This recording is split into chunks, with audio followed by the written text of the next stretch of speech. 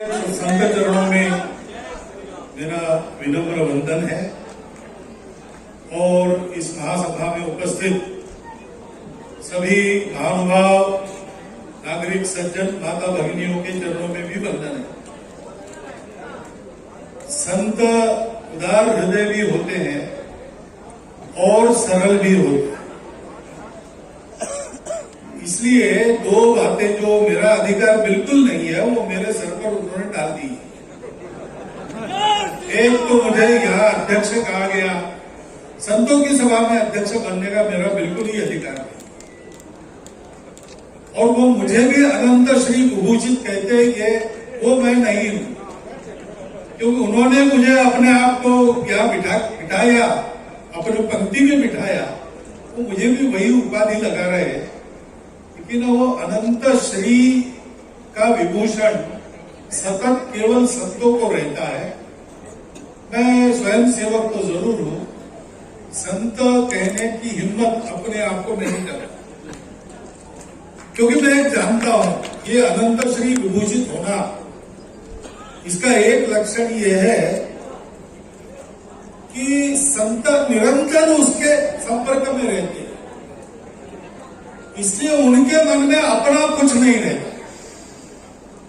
मेरे लिए ये चाहिए, मेरे लिए वो चाहिए, ये मेरा है वो पराया, ये सब उनके मन में नहीं रहता। उनके मन जैसा दर्पण बन जाता है, उसमें केवल उसकी इच्छा प्रकाशित होती। और इसलिए मेरा अनुभव ऐसा है कि संतों की मनोकामना पूरी होती है। कैसे होती है वो नहीं, असंभव लगने वाली बातें भी वो इच्छा करते हैं, यथावकाश पूरी होती। यथावकाश इसलिए पूरी होती है कि कोई भी इच्छा पूरी करने के लिए पुरुषार्थ करना पड़ता है, कर्म करना पड़ता है। प्रभु रामचंद्र श्री विष्णु के अवतार, उनको तो यहाँ मनुष्य जन्म में आना, वनवास का, पत्नी वियोग का कष्ट सहन करना, उसी पत्नी को दोबारा त्याग करना, अपने भाई को मृत्यु दंड की शिक्षा देना और राज्य वगैरह सब छोड़कर प्रजाजनों सहित सरयू प्रवेश करना, ये सब कष्ट सहन करने की कोई आवश्यकता नहीं थी। पृथ्वी का भार उतारना होता तो वही अपने शेष सैया से थोड़ी सी भ्रुकुटी टेढ़ी करते थे, तो संपूर्ण राक्षस कुल वैसे ही भस्मसात हो जाता जैसे लंका में युद्ध के बाद हो गया। ये कोई उनके लिए कठिन बात नहीं थी, परंतु ये उन्होंने ही बनाई धरती का नियम है कि यहाँ इच्छा और उसकी पूर्ति, इसके बीच में पुरुषार्थ करना पड़ता है, कर्म करना पड़ता है। और इसलिए जन्म लेकर उनको कर्म करना पड़ा। और मजे की बात यह है, हर बार उन्होंने जन्म लिया, हर किसी रूप में लिया, उनकी तो अपनी कोई कामना नहीं थी। ये विश्व तो उत्पन्न होता है, विलीन होता है, ये लीला लाखों बार वो देखते रहते, उनसे इससे क्या लेना देना। लेकिन इस विश्व में हम लोग हैं, हमारे दुखों कष्टों का भार उतरना चाहिए, ऐसा हम चाहते हैं, भगवान को बुलाते हैं, तो हमारी इच्छा पूर्ण करने के लिए वो आए। और इसलिए वो जो कर्म उन्होंने किए हर अवतार में, वो अकेले नहीं किए, हम सबको आगे किया, हम सबने वो कर्म किए, हम सबने उसके लिए कष्ट सहन किए, हमको कई सुखों का त्याग करना पड़ा, हमको बलिदान होना पड़ा, तब हमारी मनोकामनाएं उसकी इच्छा से पूर्ण हो। इसलिए बहुत सी इच्छाएं मन में आती है, लेकिन संतों ने जो समझाया है वो अपने मन में धारण कर चुका हूं मैं, वही जो सोई राम रचि राखा, वो तो होना है, उसमें तर्क क्या करना है, उसकी अगर इच्छा है। और संत जो अनंत श्री विभूषित है, उनके मन में केवल उनकी इच्छा का प्रतिबिंब आता है, तो उसकी इच्छा तो पूर्ण होनी है, देर समय होना ही है।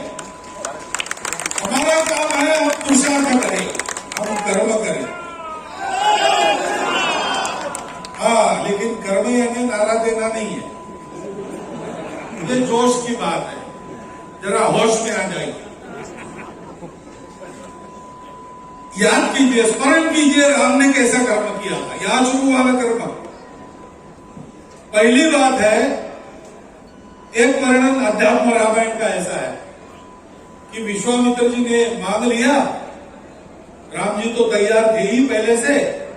निकलने के पहले उन्होंने कहा मैं चलता तो हूं लेकिन मन में बहुत ऊहापोह चलता है।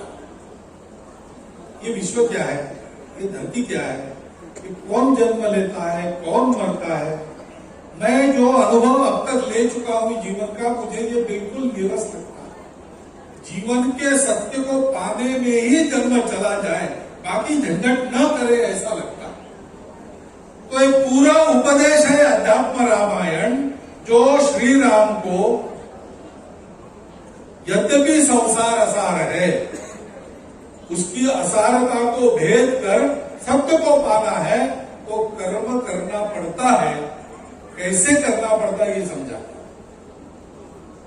तो पहली बात तो है जो जज्जेदार महाराज जी ने भी कही कि जब करो मन में राम रखो। मन में मैं है वो भी कर्म करवाता। मुझे भूख लगी है इसलिए मैं पैसा कमाता हूं, खाना बनाकर खाता हूं, बनवाकर खाता हूं, मेरे लिए करता हूं। लेकिन कर्म करना है तो जैसे भारत का किसान परंपरा से क्या सोचता है, मुझे खेती इसलिए करनी है कि खेती करके खिलाना मेरा धर्म है। तो इतने कष्ट पाता है लेकिन खेती करता है, छोड़ता नहीं, क्योंकि वो धर्म है। धर्म क्या होता है, जो समाज को जागरूक करता है, जोड़कर रखता है, उन्नत करता है, पराक्रमी बनाता है, जोड़ने वाला, सब में आनंद पैदा करने वाला, सर्वत्र सुख देने वाला, सबको सुख देने वाला, ऐसा बनाता है समाज को, वो धर्म है। उस धर्म के लिए कर्म करना, अपने लिए नहीं करना। भगवान की सृष्टि चले, संकल्प उसका है, वो चलेगी, लेकिन मुझे पुरुषार्थ करना है उसके लिए। तो काम करते समय दो बातें होती है, मुझे डर नहीं लगता किसी का, किसी से डर के कर्म मत करो। हम सब लोगों को अच्छा पक्का सबका हिंदू होना चाहिए, किसी से डर के नहीं।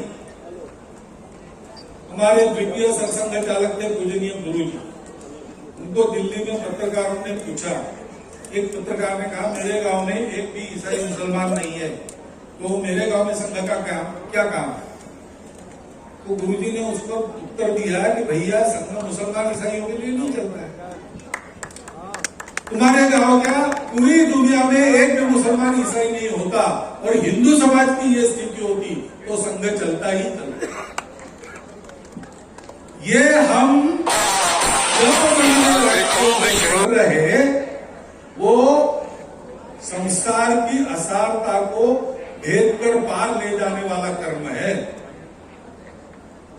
जब मन में रखना तो ये एक बात होती है, ये मैं कर रहा हूं ये भावना नहीं रहती, ये मेरे लिए करना है ये स्वार्थ नहीं रहता, देश के लिए, समाज के लिए, धर्म के लिए, विश्व के कल्याण के लिए प्रामाणिकता से, निस्वार्थ बुद्धि से, तन मन धन पूर्वक प्रत्येक क्षण करना। वो करना है इसलिए अपने आप को ठीक रखना। आप सब घर बार त्याग कर हिमालय में चले जाओ, ऐसा नहीं कह रहा हूं। ये करना है इसलिए हमको भी उसके लिए सशक्त बनना पड़ेगा। तो शरीर को ठीक रखना क्योंकि उसका काम करना है, मन को स्वस्थ रखना, उदार रखना, निर्भय रखना, किसी के प्रति द्वेष मन में नहीं रहना, लेकिन किसी के प्रति जो भी कर्तव्य है उससे चूकना नहीं, ऐसा मन रखना। क्यों? उसका काम करना। बुद्धि को सीधा रखना, कोई बरगला ना सके, सरल है, निष्कपट है, लेकिन हमको कोई ठग नहीं सकता, ऐसा रखना। क्यों? उसका काम करना। इसके लिए मन की अयोध्या बनानी पड़ती है।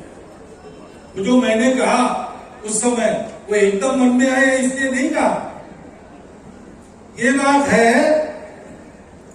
और वो भी अयोध्या में जो बन रहा है वो इसलिए बन रहा है कि उसके पहले कितने ही लोगों ने अपनी मन की अयोध्या को सजाया, संभाला। कुछ लोग को बलिदान भी हो गया, कुछ लोग करते करते चले गए। इतने लोगों ने किया, उसका फल मिला।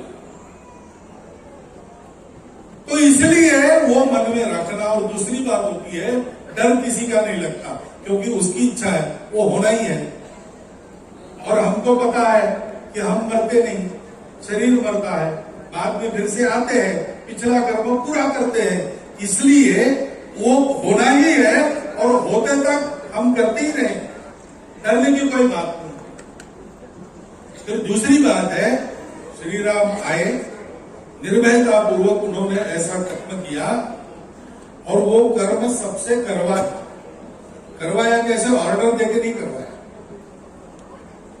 उन्होंने सबको जोड़ा, किसी में परायापन नहीं देखा, किसी को नीच नहीं माना, सबको अपना माना, सबको गले लगा।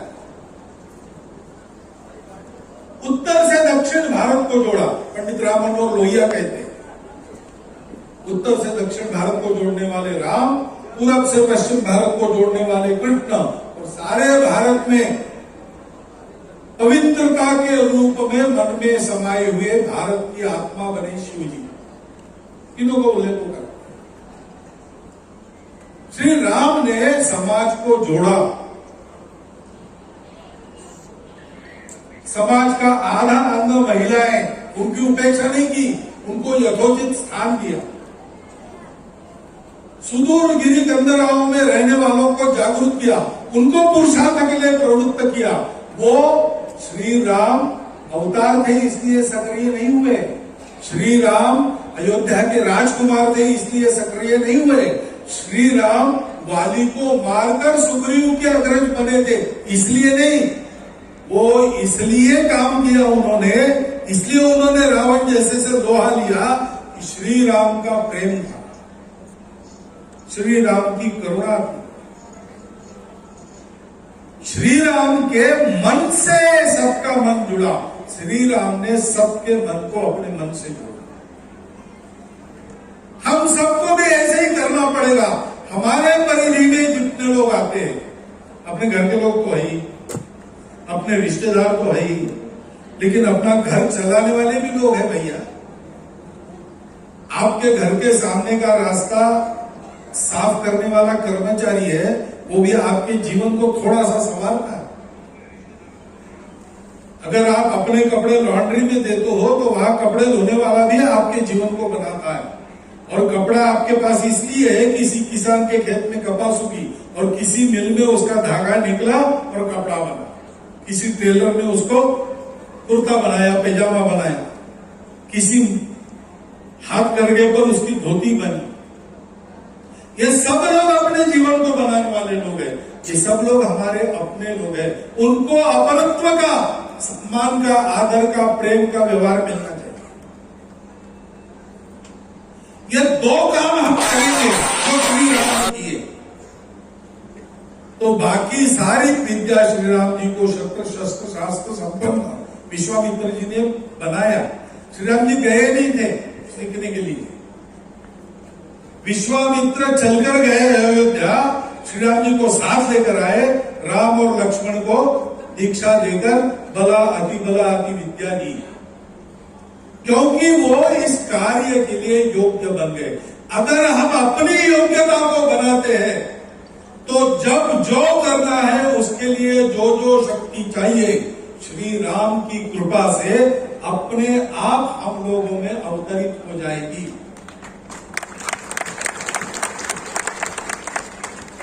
विद्यावान गुणी अति चातुर राम काज करिबे को आतुर। इसलिए हनुमान जी लंका से वापस आए सीता जी की खोज करके, और राम जी कहने लगे कि आपने बड़ा अद्भुत कर्म किया। तो वो कहते हैं कि आप क्यों ऐसा कह रहे हैं, मुझे क्यों लजा रहे हैं, मैं तो जानता हूं ये सब आपका ही प्रताप है। श्री राम का प्रताप हनुमान जी के कृति में क्यों आया? हनुमान जी उसके लिए योग्य। और इसलिए भी हम सब लोग हनुमान जैसे बनने को तैयार है। विद्यावान गुणी अति चातुर, राम काज करीबे को आतुर। तो फिर मनोकामना संतों की क्या उसी की है, उससे प्रकट होती है। वो पूरी होने में क्या देर लगेगी, कौन करेगा, कैसा होगा, ये सब तफसील की बातें और गैर लागू है। ये परिवर्तन दुनिया में ऐसे होते रहते हैं। भारत को भी उठना है, भारत का उत्थान हो, उसकी इच्छा है। कहां बात रुकी है, हमारी तैयारी पे रुकी है। हम तैयार हो जाए, बाकी अपने आप हो जाएगा। मुझे लगता है सारे संतों के भाषण मैंने तो ध्यान से सुने, और जो जोश वाली बातें थी उसका जोश मन में कुछ देर रखा, बाद में होश में आकर उसका विचार किया।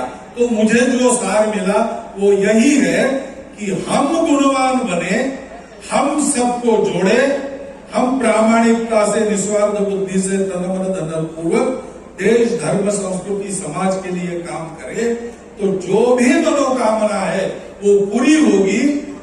दुनिया की परिस्थिति ये कह रही कि दुनिया को आज वैभव संपन्न सनातन संस्कृति को प्रत्यक्ष आचरण में लाने वाले भारतवर्ष की, समरस भारतवर्ष की आवश्यकता है।